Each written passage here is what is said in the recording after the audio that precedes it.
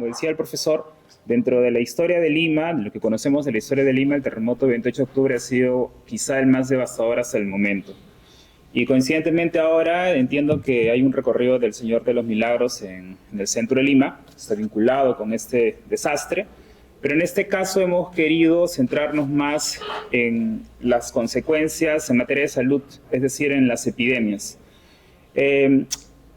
Durante la pandemia, el coronavirus dejó en evidencia lo deficiente y lo limitado que es el sistema de salud pública peruano.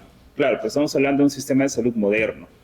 Lo que vamos a ver en esta ponencia es un sistema de salud premoderno, podríamos llamarlo, si gusta, pero con una lógica distinta, donde el Estado no entiende como parte de sus responsabilidades el cuidado de la salud pública, sino eso está en manos de la Iglesia Católica a través de la caridad y una serie de instituciones que ellos van administrando, como por ejemplo los hospitales. Bien, para iniciar, hay dos variables que nosotros hemos puesto de relieve en esta ponencia. Por un lado está el terremoto y por otro lado las epidemias. Como tal, la ciudad de Lima en la época colonial, siglo XVIII, la sociedad virreinal, es una sociedad vulnerable, tanto a terremotos como a pandemias. ¿Qué quiere decir eso? Que es una sociedad frágil, es una sociedad expuesta a la aparición de epidemias, no solamente Lima, sino en general, como decía, el virreinato de ese entonces. El problema ocurre que en este caso en especial se van a estudiar a las epidemias en un contexto de desastre. El terremoto de 1746, el 28 de octubre, era un día viernes a las 10:30 más o menos, irrumpe como la amenaza natural, el peligro, que termina generando el desastre en la ciudad de Lima. Entonces es en esta coyuntura de desastre donde se va a centrar nuestro análisis. Bueno, algunas características del desastre. Como decía, el desastre ocurrió el viernes 28 de octubre, se celebraba el día de San Judas Tadeo y San Simón, 10:30 más o menos, se habla de una magnitud de 8.4 en la escala de Richter, y el epicentro estaría al interior del mar. Puesto que recuerden, luego un tsunami de cerca de 25 metros, de olas de cerca de 25 metros de alto que terminan devorándose el antiguo puerto del Callao. Sobreviven solamente unos cuantos. Y en el caso de Lima también se habla de la desaparición de gran parte de la infraestructura civil. Hay varias iglesias, monasterios, hospitales también que son afectados. No obstante, un historiador español, Pérez Mayaina, indica que hay una exageración en la cantidad de daños que hacen los sobrevivientes. Porque hay que también saber que a río revuelto gana de pescadores. Entonces hay algunos cuantos limeños que tratan de sacarle provecho a la crisis. Claro, pensando en que esos informes van a ser enviados no directamente al virrey, que es aquí en Lima, sino a la corona española. Algunas apreciaciones del desastre nos hablan de un daño, como decía, bastante elevado. Si hablamos del número de víctimas mortales del terremoto, o sea, directamente víctimas del terremoto, las fuentes van entre los 1.141 muertos a los 5.000 muertos. Pero los 5.000 ya es una exageración en sí. Según una fuente oficial, la individual y verdadera relación, nos habla de 1.141 muertos más o menos para noviembre de 1746. Ahora, tomando en cuenta la población de Lima de ese entonces, vemos que el nivel la cantidad de muertos, la mortandad no ha sido tan elevada. Por distintas razones, dicen los historiadores, quizás ha sido por la hora. Es más, es curioso que a esa hora el virrey estaba cenando, no sé si era el virrey o uno de los condes, no sé si el conde de Obando o de San Isidro estaban cenando, o sea, no estaban todavía durmiendo, y es más, en la casa de Obando, de todos los habitantes solamente muere un negrillo, como se menciona en la fuente, es decir, un negrito, un esclavo pequeño, ¿no? Un niño. ¿Y por qué ocurre esto? Porque las casas, o muchas de las casas de Lima, tenían espacios bastante amplios y libres, como jardines o ranchos, que servían como zonas... Gracias. Si van a la 1, 2, 3, 4, 5, a las 6, por favor. Habían espacios... ¿el siguiente? El siguiente. No, ya ese no es. Ya. Ya, como les decía, tenemos distintas fuentes que van desde 1.141 muertos. Esta es la cifra oficial y la repite el oidor Bravo de Lagunas. Lo de 5.000 parece bastante exagerado, según las cuentas que han hecho los historiadores. Y como decía, el nivel o la cantidad de muertos no ha sido tan elevado porque la ciudad de Lima tiene, o las casas al interior, tienen espacios abiertos, como ranchos o jardines, lo que hace entonces que las personas puedan dirigirse a estos lugares cuando ocurre un sismo. Ahora, ¿cuál era la situación de la ciudad o de los sobrevivientes? Si vemos la siguiente diapositiva, porfa. Y tenemos directamente una fuente del virrey Manso de Velasco, José Antonio Manso de Velasco, conocido luego como conde de Superunda, donde nos narra cuál va a ser la situación de los sobrevivientes. Ellos van a tener que pernoctar a la intemperie, las casas están destruidas, muchos de ellos están guareciendo en ranchos, en algunos jardines, todavía hay algunos sobrevivientes que están debajo de los escombros, y esto es loco porque hay fuentes que incluso cuentan los gritos y llantos de personas que se escuchaban debajo de casas destruidas. Recién es a la mañana siguiente cuando van a tener que organizarse la propia población, con apoyo luego de las autoridades y algunas organizaciones eclesiásticas como la Hermandad de la Caridad, para rescatar a estos sobrevivientes. Pero lo interesante del virrey son dos cosas. En principio, él trata de hipotetizar, en principio, está reconociendo que después del terremoto hay gente que se está enfermando. Y básicamente dice, y aquí viene la hipótesis que elabora, es que esto es producto del frío. Nosotros sabemos que el frío como tal no genera una enfermedad propiamente, sino que podría influir en las condiciones que favorezcan la aparición de algunas enfermedades respiratorias. En la época lo que se creía que generaban las enfermedades eran los miasmas, que eran como efluvios, especies de vapores que uno respiraba. Claro, eran vapores que salían o eran expedidos por cuerpos en descomposición, como cadáveres, o también de lugares bastante sucios, como las aguas puercas, las aguas estancadas, los ladares, los basurales, ¿no? Entonces, la población ya le está pasando mal, además de todo el desastre, por la aparición de enfermedades. Ojo, antes de 1746, de este terremoto, ocurrió en 1687, el 20 de octubre, otro terremoto, bastante fuerte también. Y lo curioso es que después de este terremoto, también aparecieron epidemias. Entonces, esto nos lleva a preguntarnos si acaso la aparición, o sea, si la ocurrencia de un terremoto es, o mejor dicho, si a la ocurrencia de un terremoto se le tiene que seguir necesariamente la aparición de epidemias. Según la epidemiología de los desastres, esto no es así. Son otras condiciones más sociales y ambientales las que van a determinar si después de un desastre aparecen o no epidemias. En el caso peruano, en el caso del Virreinato del Perú, parecía que esto sí, por lo menos en esos dos casos que estamos viendo, sí podrían ser una constante. Siguiente, por favor. Entonces, por un lado ya hemos visto la cuantía de muertos por el terremoto y ahora veremos el número de muertes provocados por las epidemias. Más o menos hacia febrero de 1747, Gianni Zapata, que es un sobreviviente, es un limeño ilustrado y el tipo va tomando nota de todo lo que va pasando desde que ocurre el terremoto hasta febrero de 1747, cuando cierra su diario o relación de los hechos del terremoto. Él más o menos registra unos 2.000 muertos, producto de las epidemias. El oidor Bravo de Lagunas, en su obra El voto consultivo, que trabajó también con el virrey Manso Velasco, nos habla en 1761 de más de 4.000 muertos. Claro, o sea, tomar la cifra de Bravo de Lagunas es un poco más complicado, ¿no? Porque uno se pregunta hasta dónde es que puedes medir el impacto del terremoto. Ya, en historia nos han enseñado que así como hay causas, hay consecuencias de inmediato efecto, de mediano efecto y de largo efecto, ¿no? O sea, qué tan relevante es un hecho.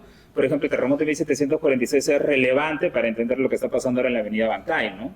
Es esta necesidad de tener, o mejor dicho, sentimiento religioso para pedir de que no ocurran desastres como los que se experimentaron en esta época. Ahora, lo que sí podemos ver, y nosotros estamos tomando como fuente más fiable la de Llano Zapata en 1747, es que el número de muertos por las epidemias es mucho más significativo que el número de muertos inmediatos por el terremoto. Lo que te iba a decir que pensar y estudiar epidemias para esta época sí es importante, ¿no? O sea, por el nivel de impacto en la gravedad.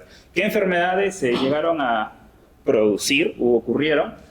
A ver, según la denominación de la época, tenemos dolores pleuríticos que estaban vinculados con pernoctar a la intemperie. Vamos a ver por qué ocurre eso. Lluvias irregulares también. Vendrían a ser neumonías o bronconeumonías. Profluvios de vientre, como se conocía en la época, los trastornos gastrointestinales, que estaban vinculados con el consumo de agua en mal estado y con condiciones insalubres, típico de una ciudad que ha sido destruida por un terremoto. El tabardillo, que es una enfermedad también común. tifus exantemático, según una denominación actual, y exposición a ranchos y huertas provocado básicamente por vectores como pulgas o algunos otros insectos. Ojo que estas enfermedades son comunes, o mejor dicho, no son constantes, pero son familiares a la historia de Lima virreinal, de antes del terremoto. Una enfermedad que aparece después de un desastre es una enfermedad que ha necesariamente tenido que ocurrir antes también. Es decir, estamos hablando de endemias. Es raro que aparezca una enfermedad nueva después de un desastre. Es lo que dicen los médicos. Siguiente, por favor, para acabar más o menos rápido. Ahora, según la epidemiología de los desastres, ¿por qué aparecen las epidemias después? O mejor dicho, más que por qué aparecen, ya lo hemos comentado, que tienen que ver con condiciones sociales, ¿no? Y cómo es que esto se expresa. En el caso limeño, las endemias, como decía, son enfermedades. El tabardillo, hay epidemias de tabardillo antes de 1747. Hay epidemias también de sarampión antes de 1746. Algunas fuentes hablan de sarampión también después del terremoto, pero la persona no es tan confiable. Por otro lado, estamos hablando de cambios ecológicos que van vinculados a un fenómeno El Niño de 1747. Algunos autores sostienen que hay un ENSO en 1747, pero más o menos medio regular. No estamos hablando de uno tan fuerte, ¿no? ¿Y por qué? Porque en las fuentes se habla de lloviznas o incluso de lluvias malignas que ocurren en Lima, desde más o menos 7 de la noche hasta 3 de la madrugada del día siguiente. Eso no es tan normal en la capital, ¿no? Más aunque eso ocurra en 2 semanas, ya es todavía más raro. O sea, algo extraño sí ocurrió, ¿no? Pero es un poco difícil todavía medir ese fenómeno natural. Movimientos de población, y eso sí es relevante porque en una ciudad destruida lo que necesitas, y ojo que después del terremoto siguieron una serie de réplicas, lo que necesitas es protegerte, guarecerte en lugares seguros. Entonces, ¿qué ocurre? Hay gente como, no sé, pues estamos hablando de los condes, algunos marqueses, es decir, la nobleza o la aristocracia limeña, que sale del damero de Pizarro y se dirige hacia las chácaras donde tenían espacios de recreación o para pasar los fines de semana, que estaban, al no tener una infraestructura tan grande y densa como en la ciudad, prefieren ir a esos lugares por seguridad. Mientras tanto, los otros se quedan aquí, aprovechan esos jardines que les decía rancho para construir algunas chozas o ranchos para hacer frente a las réplicas. Aquí viene el problema, porque están tuburizados. Y por otro lado, en la condición del agua, las acequias se han reventado y han terminado contaminando el agua de las cañerías. Y el agua que tiene a esa disposición es agua contaminada. No solamente eso, sino también los alimentos. Por ejemplo, la harina del trigo se había mezclado con la del pan y muchos se quejaban de tener que consumir pan con sabor a arena antes que a trigo.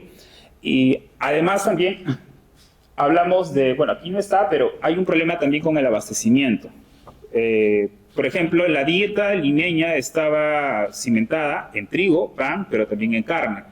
La producción de carne, por suerte, no se detiene para esta época. Igual el virrey obliga a que traigan carnes de todo el lado, sobre todo de Chancay, y se trae trigo incluso hasta de Jaujas. Va un poco de la mano con lo que contaba Víctor Andrés hace un momento. Entonces, los movimientos de población son los que van a, por ejemplo, explicar por qué aparecen enfermedades respiratorias. Estás expuesto a la intemperie, pero además de eso también estás padeciendo las lluvias o las lloviznas. Por otro lado, el tabardillo. Estás en zonas en donde, la gente está hacinada, las condiciones de salud son malas, pero también tienes un montón de animales que están bajo los escombros. Hay un montón de, por ejemplo, de animales de carga como burros o animales domésticos que están debajo de las piedras, los escombros. Se descomponen, las pulguitas salen por todos lados y terminan infestando también a los sobrevivientes. El tabardillo empieza a expandirse. Y alimentos y agua en mal estado, entonces es la explicación de los problemas gastrointestinales. Por otro lado está el daño a los hospitales, que como decía, en ese entonces pensar en un hospital como, no sé, en la actualidad, y ojo que en la actualidad nuestros hospitales son cuestionables, en esa época mucho más, porque la prioridad no era tanto recuperar la salud física del paciente, sino la salud espiritual, salvar el alma del enfermo. Es más, los indígenas, eso recuerdo haberlo leído en el libro de Gabriela Ramos, indicaban que tenían miedo de asistir al hospital, porque entrar al hospital era ya morirse. Bueno, y ya si recordamos lo que decía Cavide sobre los matasanos en la época virreinal, o sea, es todo un problema lo que ocurre en los hospitales, pero a pesar de eso, alguna ayuda pudieron haber dado. Lamentablemente muchos de los hospitales fueron dañados. El caso del hospital de San Lázaro, que tenía los enfermos de lepra, es alucinante porque el hospital queda en ruinas, se destruye totalmente y algunos sobrevivientes incluso se espantan de ver a los leprosos cruzando el puente en dirección a Lima amurallada. Otros hospitales, los dos más importantes como San Andrés y Santa Ana, también fueron dañados por el terremoto. Siguiente, porfa. con eso voy terminando. Ahora, ¿cuál fue la reacción de las autoridades? Como decía, hay que entenderlo en el contexto. En el contexto, la salud estaba en manos de la Iglesia Católica, era más un asunto de caridad. El gobierno, es decir, el poder político, lo que hacía era apoyar. No se encargaban de la administración de los hospitales como ahora. Daban algunos apoyos, sí, como por ejemplo algunas rentas, destinaban el pago de algunos impuestos para mantener algunos hospitales. De vez en cuando el virrey iba y visitaba a los enfermos para animarlos a levantar el ánimo, y también a los enfermeros y a los doctores para que estos puedan desempeñarse con mejores resultados, ¿ya? Ahora, lo que ocurre durante la crisis es un problema mayor, porque estando en Lima, en una situación tan caótica, quien toma el control de la ciudad es el virrey Manso de Velasco.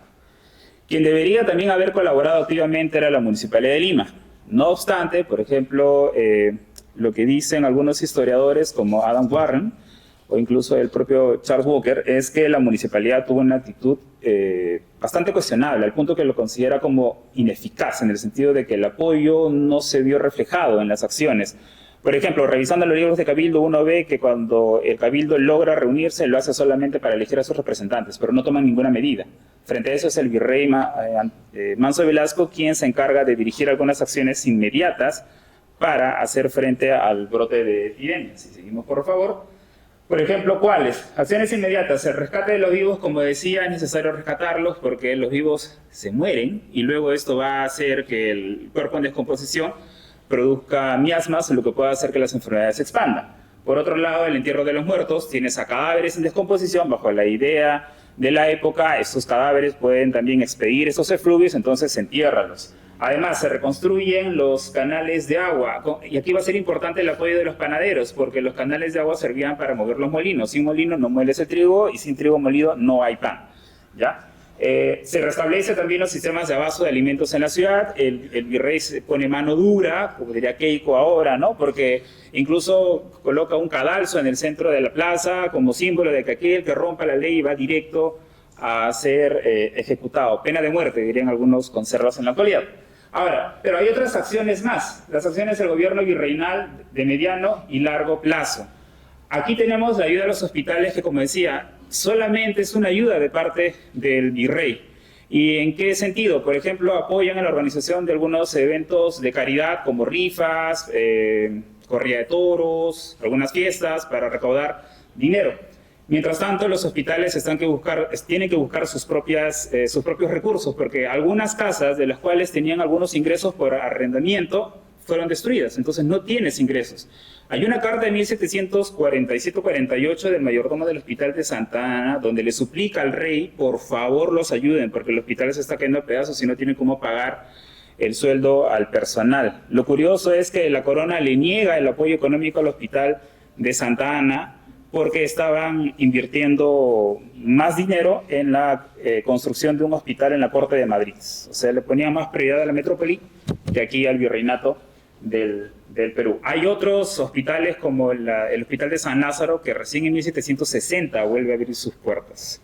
Por eso decía, no hay un apoyo directo del gobierno virreinal porque no está dentro de sus funciones. Nuevamente estamos hablando de una sociedad premoderna, si queremos, en ese sentido, claro, y como decía Víctor Andrés, es una sociedad y es un gobierno que se caracteriza más por medidas reactivas antes que por planificación y prevención. Entiendo que en la actualidad existe en el Perú un plan de gestión de riesgos de desastres, y ese plan va dirigido a que incluso desde las aulas se promueva la educación en gestión de riesgos de desastres. Además, hay una competencia en el currículo nacional que va de la mano con eso, ¿no? Entonces, el terremoto de 1746 nos lleva a repensar un poco a qué somos vulnerables, qué tan frágil es nuestra sociedad, a qué tipo de problemas y desastres estamos expuestos. Eso es todo. Gracias.